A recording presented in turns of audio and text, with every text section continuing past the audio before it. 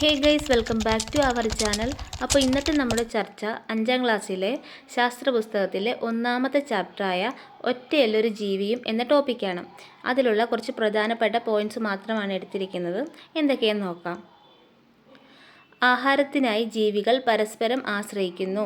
ജീവികളുടെ ഈ പരസ്പര ബന്ധമാണ് ആഹാര ശൃംഖലാജാലം. അപ്പോൾ ആദ്യത്തെ പോയിന്റ് ആഹാര ശൃംഖലാജാലം. ആഹാരത്തിനായിട്ട് ജീവികൾ പരസ്പരം ആശ്രയിക്കുന്നു. ജീവികളുടെ ഈ പരസ്പര ബന്ധമാണ് ആഹാര ശൃംഖലാജാലം. ജലാശയങ്ങളിൽ സ്വതന്ത്രമായി ഒഴുകി നടക്കുന്ന ചെറു സസ്യങ്ങളാണ് പ്ലവങ്ങൾ.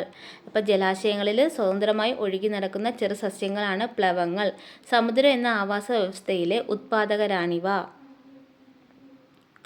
ആവാസം. നിരവധി ജീവികൾക്ക് നിലനിൽപ്പിന് ആവശ്യമായ എല്ലാ ഘടകങ്ങളും അടങ്ങിയ ഒരു ചുറ്റുപാടാണ് വയൽ. മത്സ്യത്തിന് പുറമെ മറ്റു പല ജീവികളുടെയും ആവാസമാണിത്. എന്തുകൊണ്ട് കടുവാ സംരക്ഷണം? ഭക്ഷ്യശൃംഖലയിലെ ഏറ്റവും ഉയർന്ന കണ്ണിയിൽപ്പെടുന്ന ജീവിയാണ് കടുവ. ഒരു ആവാസ വ്യവസ്ഥയിൽ സസ്യാഹാരികളുടെയും മാംസാഹാരികളുടെയും എണ്ണം ആരോഗ്യപരമായി നിലനിർത്തുന്നതിൽ ഓരോ കണ്ണികളിലെയും ജീവികൾക്ക് പങ്കുണ്ട്. ആഹാര ശൃംഖലയിലെ താഴെ കണ്ണിയിലുള്ള ചില ജീവിവർഗങ്ങൾ നശിച്ചാൽ അവയ്ക്കു പകരം അതേ ധർമ്മം ചെയ്യുന്ന മറ്റു ജീവിവർഗങ്ങൾ ഉണ്ടായെന്ന് വരാം. കടുവയെപ്പോലുള്ള ജീവികൾ ഇല്ലാതായാൽ പകരം ആ ധർമ്മം നിർവഹിക്കാൻ മറ്റു ജീവികൾ അധികമില്ല.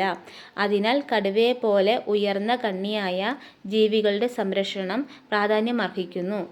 കടുവയെ സംരക്ഷിക്കുന്നത് വഴി വലിയൊരു ആവാസ വ്യവസ്ഥ മുഴുവനായും സംരക്ഷിക്കപ്പെടുന്നു. ഇനി എന്താണ് ഫോട്ടോസിന്തസിസ് അല്ലെങ്കിൽ പ്രകാശ സംശ്ലേഷണം എന്ന് നോക്കാം. കാർബൺ ഡൈ ഓക്സൈഡ്, ജലം എന്നിവ ഉപയോഗിച്ച് സസ്യങ്ങൾ ആഹാരം നിർമ്മിക്കുന്നു. സൂര്യപ്രകാശത്തിൽ നിന്നുള്ള ഊർജ്ജമാണ് ഇതിന് ഉപയോഗപ്പെടുത്തുന്നത്. അതിനാൽ ഈ പ്രവർത്തനത്തെ പ്രകാശ സംശ്ലേഷണം എന്ന് പറയുന്നു. ഇലകളിലെ ഹരിതകം എന്ന വർണ്ണകമാണ് സസ്യങ്ങളിലെ ആഹാര നിർമ്മാണത്തിന് സഹായിക്കുന്നത്. ഈ പ്രവർത്തനത്തിൻ്റെ ഫലമായി ഓക്സിജൻ ഉണ്ടാകുന്നു. അപ്പോൾ ഇതിലെ എല്ലാ പോയിൻറ്റ്സും വളരെ ഇമ്പോർട്ടൻ്റ് ആണ്. അപ്പോൾ നമ്മളിപ്പം പഠിച്ചു ഇലകളിലെ പച്ച നിറത്തിന് കാരണം ഹരിതകം അല്ലെങ്കിൽ ക്ലോറോഫിൽ ആണെന്ന്.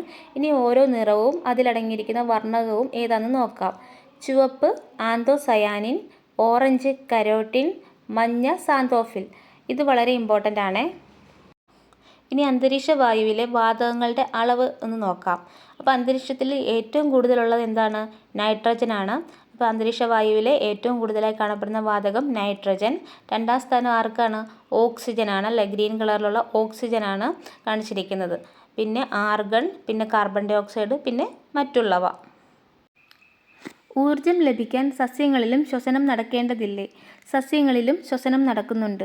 എല്ലാ ജീവികളിലും ശ്വസനത്തിനായിട്ട് ഓക്സിജനാണ് ഉപയോഗപ്പെടുത്തുന്നത്. അതുപോലെ തന്നെ ശ്വസന ഫലമായിട്ട് കാർബൺ ഡൈ ഓക്സൈഡിനെ പുറത്തേക്കും വിടുന്നു. ജീവികൾ കാർബൺ ഡൈ ഓക്സൈഡ് പുറത്തുവിടുന്നു. ശ്വസന ഫലമായി സസ്യങ്ങളിൽ ഉണ്ടാകുന്ന കാർബൺ ഡൈ ഓക്സൈഡ് പകൽ സമയത്ത് പ്രകാശ സംശ്ലേഷണത്തിന് ഉപയോഗപ്പെടുത്തുന്നു. അന്തരീക്ഷത്തിലുള്ള കാർബൺ ഡൈ ഓക്സൈഡും സസ്യങ്ങൾ പ്രകാശ സംശ്ലേഷണത്തിനായി ഉപയോഗപ്പെടുത്തുന്നുണ്ട്. ഇലകളിലൂടെയാണ് വായു സസ്യത്തിനകത്തേക്ക് കയറുന്നത്.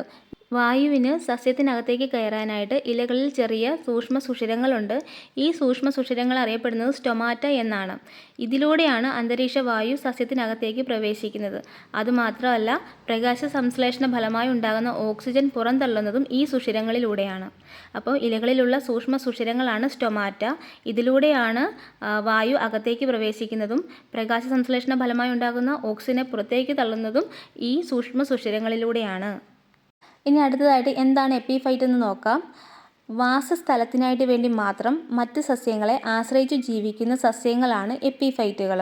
ഇവയുടെ പ്രത്യേകത, ഇവർക്ക് 2 വേരുകളുണ്ട്. ഒന്ന് ചെറിയ വേരും പിന്നൊരു കട്ടിയുള്ള വേരും. ചെറിയ വേരുകൾ ഇത് മറ്റു സസ്യങ്ങളിൽ പറ്റിപ്പിടിച്ച് വളരാനും സഹായിക്കുന്നു. കട്ടിയുള്ള വേര് അന്തരീക്ഷത്തിൽ നിന്നും ഈർപ്പം വലിച്ചെടുക്കുകയും ചെയ്യുന്നു. ഇതിന് എക്സാമ്പിളാണ് ഓർക്കിഡ്, മരവാഴ എന്നിവയൊക്കെ. അപ്പം വാസസ്ഥലത്തിന് വേണ്ടി മാത്രമാണ് ഇവർ മറ്റ് സസ്യങ്ങളെ ആശ്രയിക്കുന്നത്. എന്നാൽ ആതിഥേയ സസ്യത്തിൽ നിന്നും ജലവും ലവണവും വലിച്ചെടുത്ത് ഇത്തിൽക്കണ്ണി സ്വയം ആഹാരം നിർമ്മിക്കുന്നു. അതിനാൽ ഇത്തിൽക്കണ്ണി പോലുള്ള സസ്യങ്ങളെ അർദ്ധപരാദങ്ങൾ എന്ന് പറയുന്നു, അല്ലെങ്കിൽ സെമി പാരാസൈറ്റ്സ് എന്ന് പറയുന്നു. അപ്പം ആതിഥേയ സസ്യത്തിൽ നിന്നും ജലവും ലവണവും വലിച്ചെടുത്ത് സ്വയമേ ആഹാരം പാകം ചെയ്യുന്നു. ഇവരെയാണ് അർദ്ധപരാദങ്ങൾ എന്ന് പറയുന്നത്. അതിന് എക്സാമ്പിളാണ് ഇത്തിൽക്കണ്ണി. എന്നാൽ ആതിഥേയ സസ്യത്തിൽ നിന്നും പോഷകഘടകങ്ങൾ വലിച്ചെടുക്കുന്ന സസ്യങ്ങളെ പൂർണ്ണപരാഗ സസ്യങ്ങൾ എന്നു പറയുന്നു. അർദ്ധപരാഗം എന്ന് വെച്ചാൽ അവർ ജലവും ലവണവും മാത്രം വലിച്ചെടുത്തിട്ട് സ്വയമേ ആഹാരം പാകം ചെയ്യുന്നു. ഇവിടെ പോഷകഘടകങ്ങളാണ് വലിച്ചെടുക്കുന്നത്. അതുകൊണ്ടാണ് ഇവരെ പൂർണ്ണപരാഗ സസ്യങ്ങൾ എന്ന് പറയുന്നത്. പൂർണ്ണപരാഗ സസ്യങ്ങൾക്ക് എക്സാമ്പിളാണ് മൂടില്ല താളി.